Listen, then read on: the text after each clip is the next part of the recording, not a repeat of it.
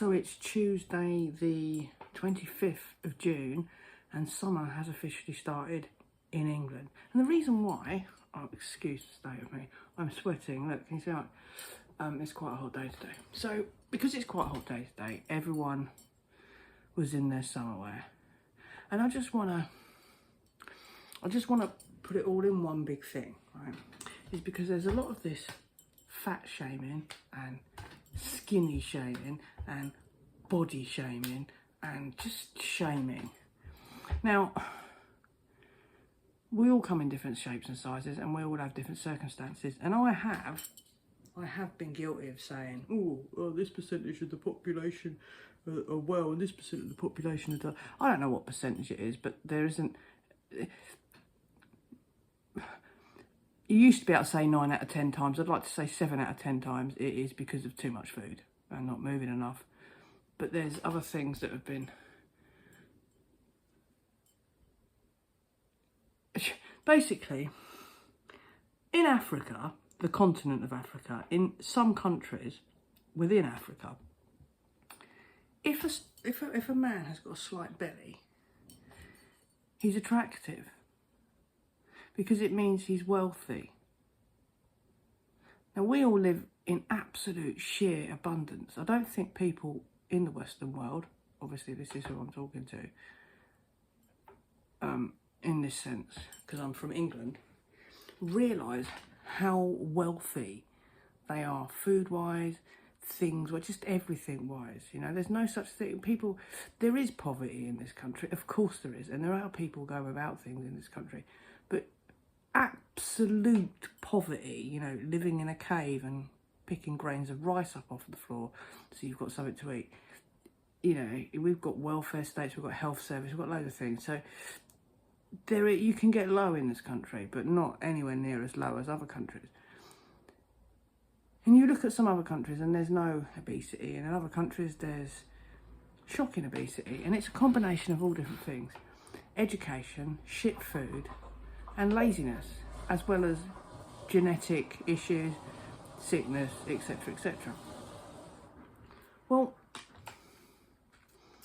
I've been going to the gym actively, consistently for six years, near enough.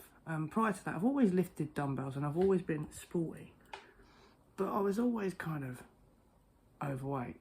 So the average dress size I was 14. I'd go 12, 14, 16, and in England that's nothing like American sizes. So if you want to know what British sizes are, look it up. I'm not going to sit here and say what they are because I don't know. I think a dress size 12 in England, something like dress size 8 in America. It's something ridiculous, right? I can't remember which way round it is. But I lost a stone in weight, and because I'm 51 now, when I first started going back to the gym, I was in my late 40s and I started to get more and more muscular, etc. I've always been quite muscular, but more and more muscular. And it started off with, whoa, well done. And then it was like, it's all right for you. So you get an element of that. So, of course, this is what reminded me today, because people are fat shamed all the time and people are skinny shamed. Well, I have gender issues. Don't look like your average woman. Look at me. I don't wear makeup, I don't shave constantly, I don't care if my fingernails aren't dirty because I tie-dye. I just don't care about stuff like that. It's immaterial crap. It's like I've got a great big bruise on my nose there where I tried to squeeze a spot yesterday, and there's one there as well where my skin got really sensitive. It's sweating like fucking whatever. Anyway, I've noticed how people are, and it's different people, and it's not all anyway. Youngsters, young men who are insecure look at me and laugh. Or look at me and go, you look like a fucking man. Insecure, are you? Oh well. And that sort of thing just makes me laugh, because I'm just thinking, no disrespect to 20-year-olds, I was 21, and I know how pathetically immature we are at 20, and how insular, and how it's just how you are when you're 20. And not many 20-year-olds have got any real concept of life just yet, have they? But your typical lads who think they're God's gift to fucking women, you know, walk with dragging their leg along and giving it all the... If they see a woman like me with decent triceps or whatever, not that you can see them in this video, they're like, you've got more tricep than I've got, and it makes them feel a bit... And then you get the men who are like, all right, darling, all right, like that, because they like a challenge.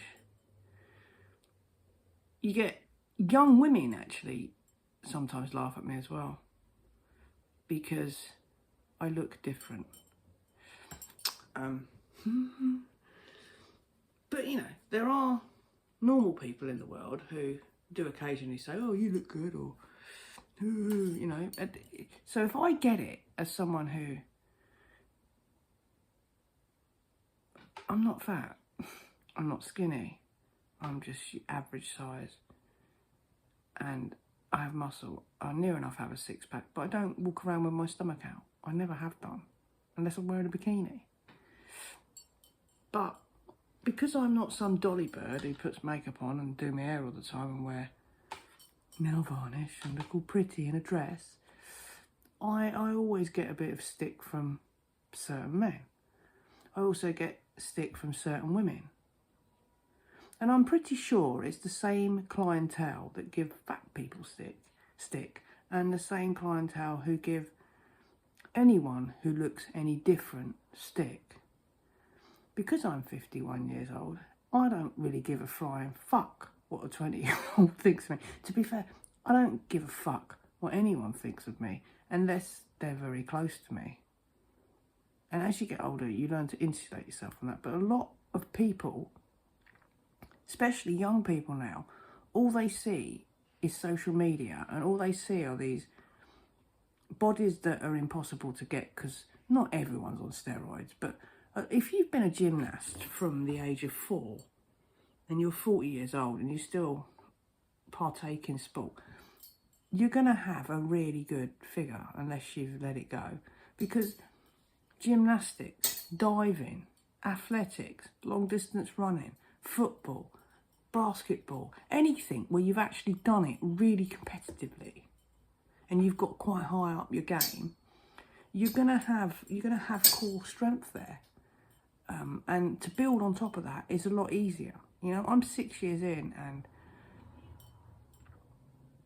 I've got relatively good genetics, and I lift heavy and I lift with, you know, consistency, and I also occasionally grunt. Most women don't lift properly. Men do. So I've purposely made these changes, but I just thought I'd address it because of the fact that the sun's out, people are getting their skin out, if you like. Everyone's different. You're always going to get idiots, and it doesn't matter if you're fat, thin, or look different. You're always going to get idiots that try and make you feel insecure. And just remember this.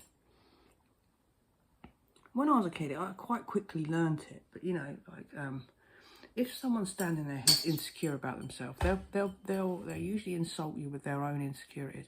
Ugh, you're ugly, because they're ugly. And they've been called ugly. So now they want to make you feel that insecurity that they felt. And that's usually what it is. Or, you just, you know, you're a fucking idiot, you're retarded. You know, whatever. There's things that people will say things that's their insecurity. At the end of the day, you can either take it personally and let it affect you, or you could just ignore it. Because how many millions upon millions and millions of people are on this planet? Millions. And we all look different, we all act different, we all have different whatevers. And it would be a very boring world if everyone looked the same, you know. For me, attractiveness comes from, okay, there needs to be some kind of physical attraction, whether it's their eyes, whether it's their lips, whether it's their bum, whether it's their tits, whatever, right? There has to be something, as well as their personality. If you've got no personality, there's nothing attractive there. You could be a really ugly, but you could be stunningly beautiful, but have a really, really horrible personality, a really selfish demeanour, and just everything about it. and that would make you really unattractive. So don't let people get to you. Peace, love and light.